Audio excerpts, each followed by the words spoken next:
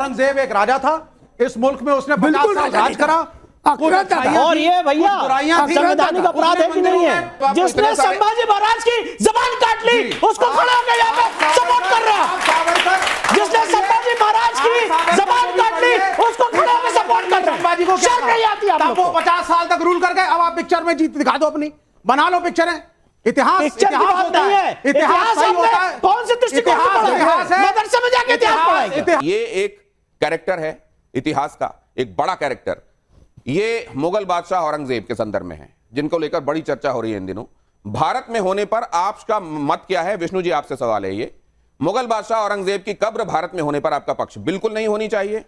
महाराष्ट्र के मुख्यमंत्री ने भी ये कहा है कि एसआई के संरक्षण में है। वैसे इस देश का भाव तो यह है कि इसको नहीं होना चाहिए, यहां रहे या ना रहे कोई फर्क नहीं पड़ता, होनी चाहिए। इसमें हर्ज क्या है? बताइए साहब। बिल्कुल नहीं होनी चाहिए, साफ शब्दों बिल्कुल नहीं होनी चाहिए। क्यों रहेगी? क्यों रहेगी? इस देश का बिल्कुल रहे, जजिया लगाया, बिल्कुल रहनी चाहिए। लोग सर कटवाए, सुन लीजिए, दीवार में चुना, आप सुन लीजिए, आरे से काटा। राजा सही हो सकता बिल्कुल है, राजा गलत हो सकता है। आपकी निगाह में अबू आजमी ने जो कहा वो सही कहा है? भाई मेरे हिसाब से औरंगजेब एक राजा था, इस मुल्क में उसने 50 साल राज करा। और ये भैया संवैधानिक अपराध है कि नहीं है? संवैधानिक अपराध है कि नहीं है? महाकालेश्वर में भी पैसा ये संवैधानिक अपराध है कि नहीं है? मंदिर है गलत, जिसमें औरंगजेब ने दान दिया। तो जब नहीं, जब आप जिसने संभाजी महाराज की जबान काट ली उसको खड़ा होकर यहाँ पे सपोर्ट कर रहा, जिसने संभाजी महाराज की जबान काट ली उसको खड़ा होकर सपोर्ट कर रहा। संभाजी को शर्म नहीं आती आपको? वो 50 साल तक रूल कर गए, अब आप पिक्चर में जीत दिखा दो अपनी, बना लो पिक्चरें। इतिहास होता है, इतिहास सही होता है। कौन से दृष्टिकोण से पढ़ा है? मदरसे में जाके इतिहास पढ़ाएंगे। इतिहास सही, इतिहास इमोशनल होकर के नहीं लिखा जाता। जो इतिहास था वो इतिहास रहेगा, बेशक वो गलत हो, बेशक कुछ गलतियां हुई हो, बेशक औरंगजेब में कमियां थी, लेकिन वो इस देश का राजा था। तो आप भी औरंगजेब फैन क्लब के हिस्से हैं क्या? बिल्कुल नहीं, वो मेरे मुल्क की वही जैसे बाकी के मुगल। भाई ये अजीब सी बात है, ये अजीब सी बात हो गई। अरे भाई राजा राजा है, राजपूत आपस में लड़ते थे। मोदी के संदर्भ में तो ये भाव नहीं आता आपका कि आज वो देश का प्रधानमंत्री है? ये भाव तो नहीं आता, राजा राजा है, देश का प्रधानमंत्री है। नहीं आता है? बड़ा सारा क्रिटिसिज्म लेकर आप बैठते हैं, लेकिन औरंगजेब के संदर्भ में राजा वाला भाव आ जाता है।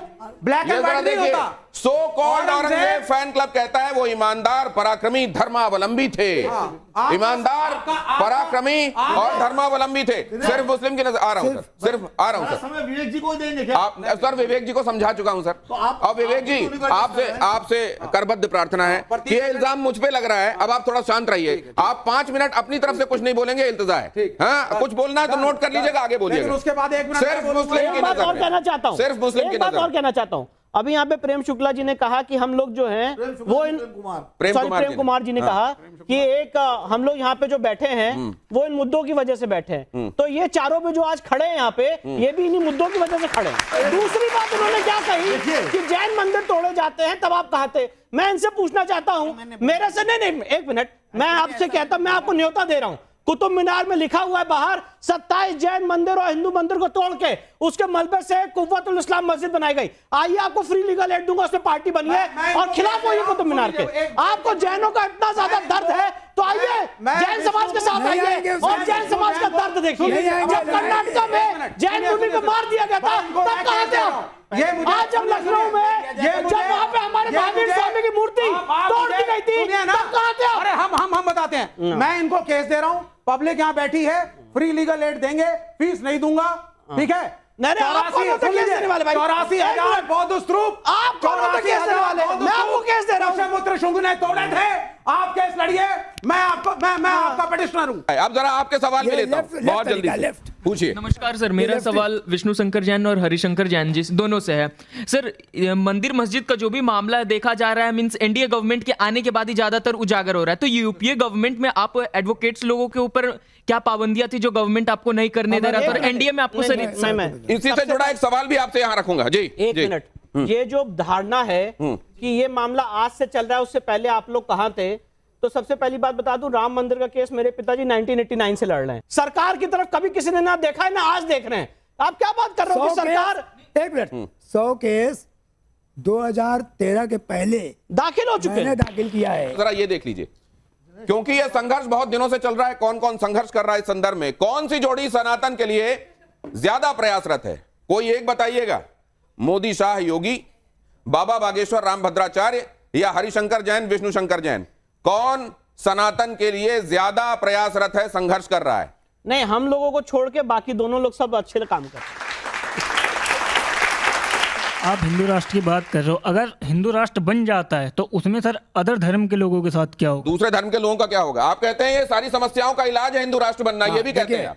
ऐसा है, ये हिंदू राष्ट्र बन जाएगा। अब ये कुंभ हुआ था, कितनी चोरी हुई थी, कितनी बदमाशी हुई थी, कितनी औरतों बच्चों के साथ छेड़खानी हुई थी।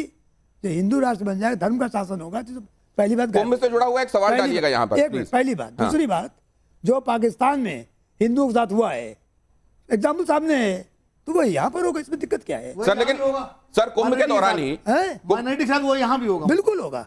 तो एक सेकंड, बिल्कुल होगा। इससे जुड़ा हुआ सवाल है, ये जैन समाज माइनॉरिटी है कि नहीं है? भारत की किसने कहा आपको? बिल्कुल माइनॉरिटी नहीं है। लिस्ट में जैन समाज अभी नाम क्या है? ये कांग्रेसी पॉलिटिक्स थी, ये कांग्रेसी पॉलिटिक्स थी। 2013 में जैन समाज को माइनॉरिटी घोषित किया गया। आप मुझे बताइए, जैन समाज 2013 से पहले माइनॉरिटी कहा था? कुंभ को लेकर बात हुई है, कुंभ वाला सवाल डालिए। 2013 से पहले बाबा बागेश्वर ने जो कहा, अखिलेश यादव ने जो कहा, सवाल डालिए।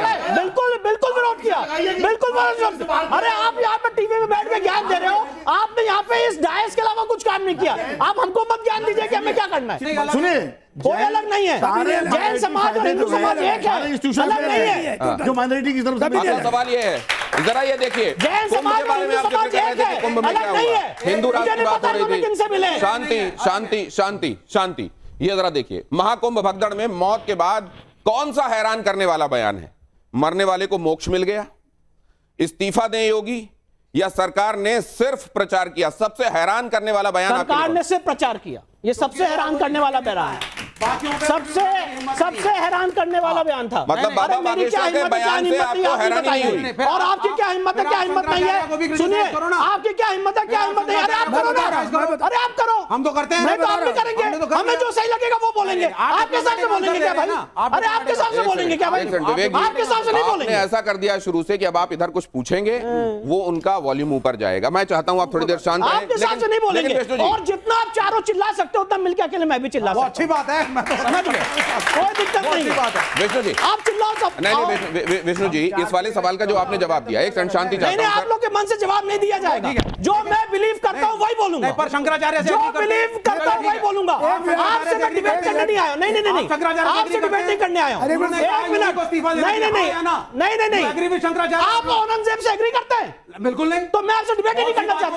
नहीं, मैं आपसे, जो आदमी औरंगजेब का समर्थन है उसको एक खड़े रहने की हैसियत नहीं होनी चाहिए। जिसने संभाजी महाराज की जबान काट दी, आप जैसा जिसे हम कहते हैं नालायक निर्लज्ज आदमी यहाँ खड़े होकर हमसे डिबेट नहीं कर सकते। हम नालायक निर्लज्ज तो मैं भी कह सकता हूँ। बिल्कुल कम्युनल मैं भी कह रहा हूँ। तो आप कहिए, मैं भी कह रहा हूँ। उससे क्या आपकी तो हैसियत नहीं है खड़े रहने। प्लीज मर्यादा। जो संभाजी महाराज की जिसने जबान खींच ली, उसको खड़े होकर, उस औरंगजेब को खड़े होकर यहाँ पे सपोर्ट करते हैं। आप पहले बताइए। विवेक जी एक सेकंड, मैंने आपसे पहले भी कहा था थोड़ी देर आप शांत नहीं रह रहे हैं। मैं क्या शांत रहना, बकवास करो। क्या आपने पहले कहा 5 मिनट बकवास जैसी चीजें लाएंगे फिर तो रोक पाऊंगा मैं? अरे यार नालायक क्या होता है? मैंने उनको बोला, आपने भी बोल दिया, आपने भी बोल दिया। आप ऐसे आगे बढ़ाना चाहते हैं, आप ऐसे आगे बढ़ाना चाहते हैं।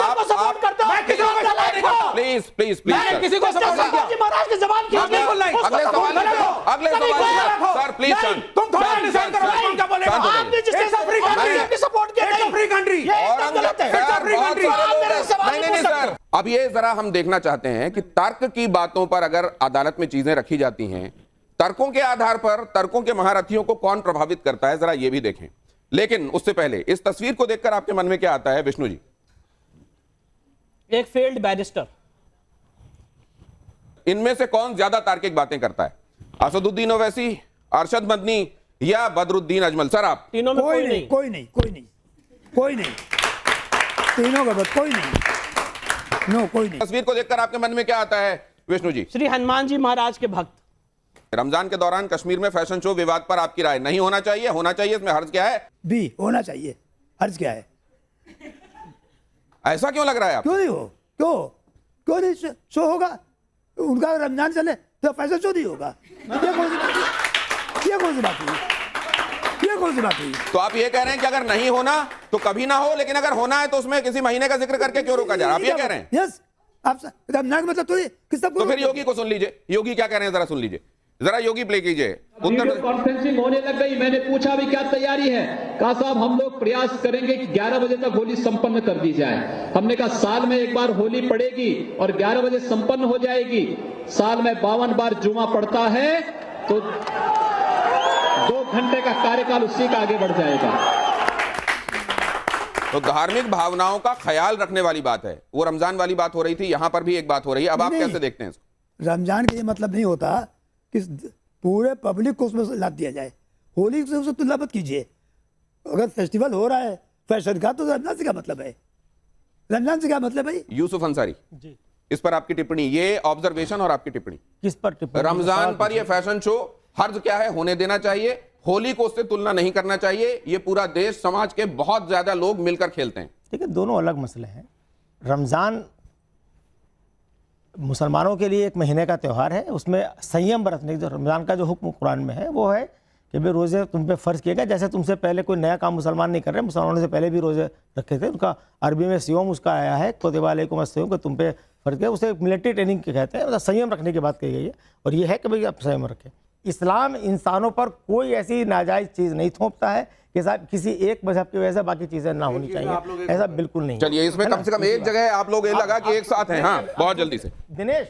विवेक जी, आपसे सवाल है, आप संविधान की बात करते हैं तो जितने भी मस्जिदों पर जांच हो रही है सब संविधान के हिसाब से हो रही है, कोर्ट की निगरानी में हो रही है, या तो आप हिंदुओं के विरोध में हमेशा बोलते दिखते हैं हमें, इसका क्या कारण है? इसलिए क्योंकि मैं इस देश में दंगे नहीं चाहता। मैं चाहता हूं भारत सुपर मतलब इस देश में अगर हिंदू ये कहेगा ये मंदिर था तो दंगों की गुंजाइश बन जाएगी ना। The focus of the nation should be on your placement, not on the structures. Ram मंदिर का फैसला दंगे कराने के लिए आया था? नहीं, राम मंदिर का फैसला विशेषाधिकार के तहत है और प्लेसेस ऑफ वर्शिप एक्ट कहता है राम मंदिर के अलावा कोई डिस्प्यूट नहीं एड्रेस होगा। मेरा सवाल विवेक जी से है कि सर आप ये बताइए, अगर आप जैसे कि अभी औरंगजेब का समर्थन करते दिखे, तो अगर वो जो अबू आजमी जी ने जो दिया था बयान, अगर वो इतने ही सही थे तो अपनी बात पे अडिग क्यों नहीं रहे? उन्होंने अपना बयान वापस क्यों लिया? जी, औरंगजेब सही भी था, गलत भी था, वो राजा था, वो डेमोक्रेटिक राजा नहीं था, लेकिन वो इस देश का इतिहास है। जो राज धर्म का पालन करे वो राजा होता है।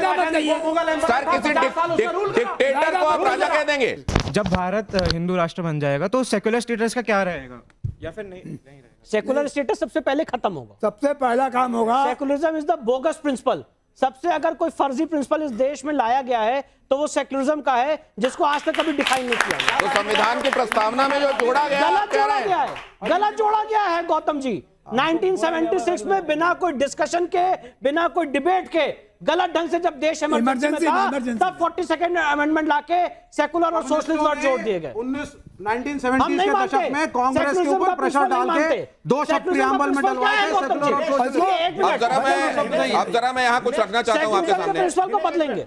अभी विष्णु जी ने कहा था सुप्रीम कोर्ट सर्वोपरि है। सुप्रीम कोर्ट कह रहा है कि secularism is the basic structure of the constitution, इसको चेंज नहीं किया जा सकता। इस कॉन्स्टिट्यूशन का सेकुलरिज्म को मानते हैं। इस कॉन्स्टिट्यूशन का एक मिनट, इस ये विरोधाभास के साथ चल रहे हैं आप लोग। इनको तालिबान जनता चाहेगी, शर्म आनी चाहिए। एक मिनट, शर्म आपको आनी चाहिए, शर्म आपको आनी चाहिए, जिसको कुछ पता नहीं है। शर्म तो जो लोग देखिए, अब इसीलिए जब मैं बोलूंगा ना तो फिर दिक्कत हो जाएगी। आप उधर जा रहे हैं। शर्म आनी चाहिए। ये शर्म नहीं, इनको आप फिर इस तरह की शब्दावली में फिर वो 2 कदम आगे, फिर आप 4 कदम आगे। सर, सेकुलरिज्म एक बोगस सिद्धांत है, आप मानते हैं? मैं कह रहा हूं सेकुलरिज्म के साथ हम हैं, आप जाओ ना, या नहीं है, या विरोधाभास आपको है? बहुत कानून पता है, तो आप जाके FIR कर दो। आगे चलिए, अब जरा मैं यहाँ पर आप सर आ जाइए। आपको एक बार आप जरा आ जाइए, आप जाके आप यहाँ पर खड़े हो जाइए। आपको बहुत मैं आपके सामने कुछ प्ले करने वाला हूँ। मैं ये बोल रहा हूँ, इसको देखिए। बोगस प्रिंसिपल है, आप FIR कर दो मेरे पे। विष्णु जी, एक सेकंड आप भी आइए। विष्णु जी, विष्णु जी, विष्णु जी मुझसे बात कीजिए। विष्णु जी, जब आप देश की आत्मा के खिलाफ बात कर रहे हो तो लोगों की तारीफ नहीं बच रही है। शर्म आपको आनी चाहिए।